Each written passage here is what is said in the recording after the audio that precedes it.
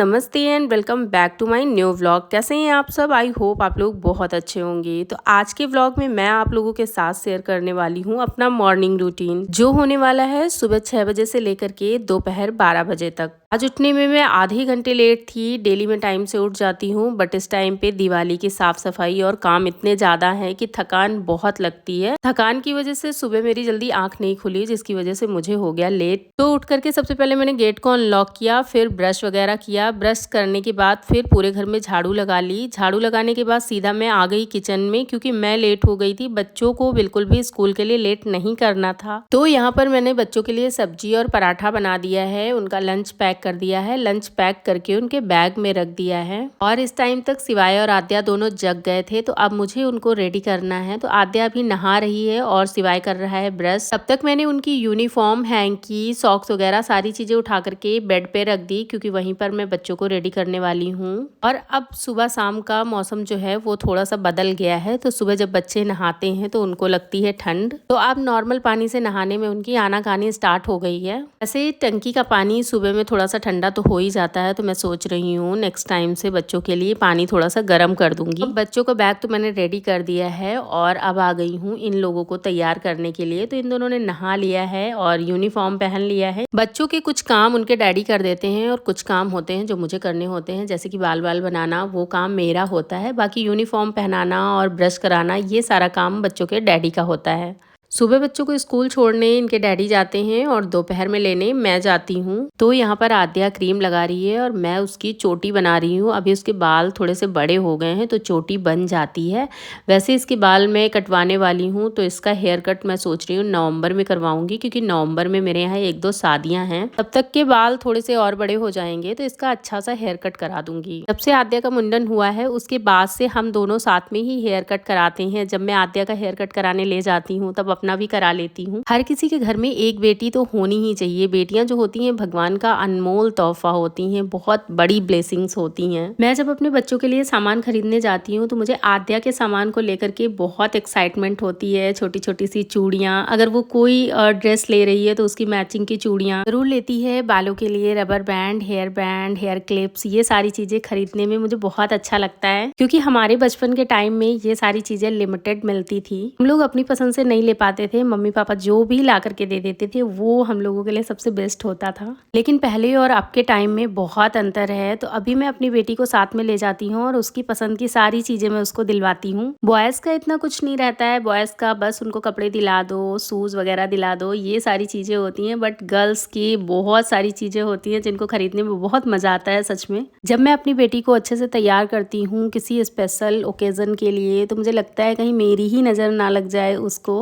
Specially बेटियों के लिए जो हम माओ की फीलिंग्स होती हैं वो बहुत अलग होती हैं और बहुत इमोशनल भी होती हैं। मेरा एक बच्चे का एक्सपीरियंस नहीं है, मेरे दोनों बच्चे ट्विंस हैं, तो मुझे 2 बच्चों का एक्सपीरियंस है। साथ में आए, साथ में बड़े होना, साथ में स्कूल जाना, कहीं तक ये सारी चीजें बहुत अच्छी भी हैं। दोनों बच्चे एक ही क्लास में हैं, तो मुझे एक ही क्लास हैंडल करना पड़ता है। अगर बच्चे अलग अलग क्लास में होते तो मुझे अलग अलग कोर्स उनका देखना पड़ता। मेहनत तो बहुत है, लेकिन दोनों बच्चों के काम एक साथ में ही करने होते हैं, तो लाइफ थोड़ा सा ईजी भी लगती है कि हाँ, एक बार में ही जो करना है वो एक बार में ही करना है।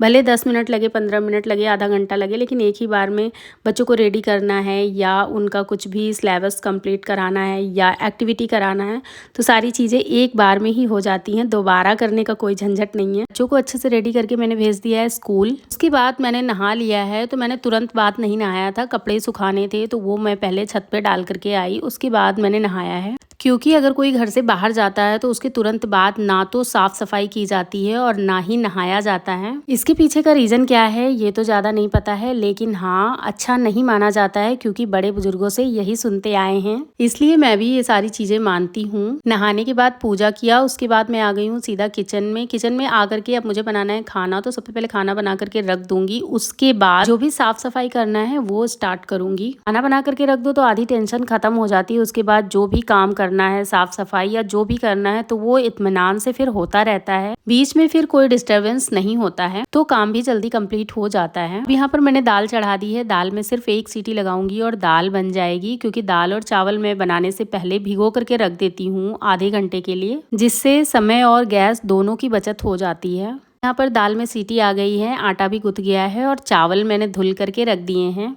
दाल को पलट लेती हूँ दूसरे बर्तन में और फटाफट से चावल चढ़ा देती हूँ। उसके बाद फटाफट से बना लूँगी रोटियाँ। सब्जी बनानी नहीं है क्योंकि सुबह में जो सब्जी बनाई थी वो सब्जी रखी हुई है, तो दोपहर में वही वाली सब्जी काम में आ जाएगी। और सुबह से लेकर के दोपहर तक का जो मेरा रूटीन होता है वो इतना ज़्यादा बिजी होता है कि उसमें मुझे 1 मिनट का भी टाइम नहीं मिलता है। मेरी कोशिश हमेशा यही रहती है कि बच्चों को लेने जाने से पहले मेरे सारे काम हो जाएं, नहीं तो बच्चों के आने के बाद फिर बच्चों के काम स्टार्ट हो जाते हैं। उनका ट्यूशन का वर्क कराना होता है, प्लस स्कूल में जो भी मिला होता है वो एक बार देखना होता है। मेरे बच्चों की छुट्टी होती है 1:45 पे, घर आते आते 2:30 बज जाता है, कभी कभार तो उससे भी ज़्यादा होता है क्योंकि जब रास्ते में ट्रैफिक होता है तो और ज़्यादा टाइम लग जाता है। 2:30 बजे से लेकर के 4:30 बजे तक जो टाइम होता है वो मेरा बच्चों के लिए होता है, क्योंकि उनको स्कूल से लाने के बाद फिर कपड़े चेंज कराना, खाना पीना खिला करके फिर थोड़ी देर के लिए रेस्ट कराना और फिर उनका वर्क कंप्लीट करना, क्योंकि 5 बजे उनके ट्यूशन के सर आ जाते हैं। 4 बजे तक मेरे ये सारे काम निपट जाते हैं। फिर 4:30 तक ये लोग बाहर खेल लेते हैं थोड़ी देर, उसके बाद बैठ जाते हैं पढ़ने के लिए।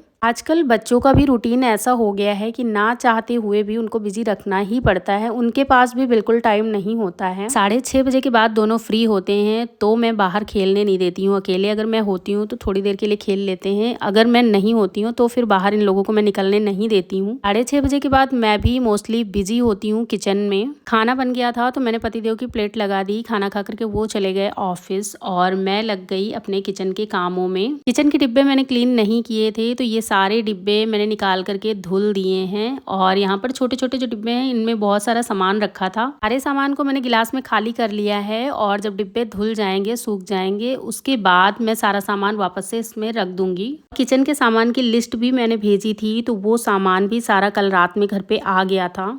और मेरे घर के पास ही ग्रोसरी स्टोर है जहाँ से सामान आता है, तो काफ़ी दिनों से सामान उन्हीं के यहाँ से आता है, तो उनको सिर्फ लिस्ट देनी होती है, सारा सामान पैक करके वो घर पे दे जाते हैं। इसलिए हम लोगों को घर का सामान लेने जाने की ज़रूरत नहीं पड़ती है। बाकी डेली वाली जो चीज़ें होती हैं वो तो डेली आती ही रहती हैं, ब्रेड हो गया, दूध हो गया, ये सारी चीज़ें तो डेली की होती हैं। अब यहाँ पे टब में मैंने डाल लिया है सर्फ। सर्फ के पानी से ये सारे डिब्बों को मैं साफ़ कर रही हूँ और कुछ के ढक्कन तो इतने ज़्यादा गंदे हैं जिनको मैं ब्रश की हेल्प से साफ़ करूँगी। जितने भी बड़े डिब्बे हैं वो डिब्बे बिल्कुल भी गंदे नहीं है, लेकिन ढक्कन बहुत गंदे हैं क्योंकि कुछ कुछ के ढक्कन पे डिजाइन बनी हुई है जिग जैग जैसी, तो उसके अंदर बहुत गंदगी है, इस वजह से उनको ब्रश से क्लीन करना पड़ेगा। बाकी के जो प्लेन ढक्कन है उनको मैंने इसी स्क्रब की हेल्प से साफ कर लिया है। ये मेरे जो पुराने वाले चीनी और चाय पत्ती के डिब्बे थे इनको मैं वापस से यूज करने वाली हूँ। इनको मैंने रख दिया था क्योंकि चीनी और चाय पत्ती के डिब्बे मैंने पेंट करके बनाए थे, आप लोगों के साथ में शेयर किया था, तो उनका जो पेंट है वो निकलने लगा है, तो इसलिए उनको मैंने हटा दिया है। वो मुझे ठीक नहीं लगे। सबसे पहले उनके ढक्कन पे जो मैंने ब्लैक कलर का पेंट किया था वही पेंट निकलने लग गया है। अब मैं यही वाले डिब्बे यूज करने वाली हूँ और यहाँ पर अब मैंने सारे डिब्बे धुल लिए हैं। तो जो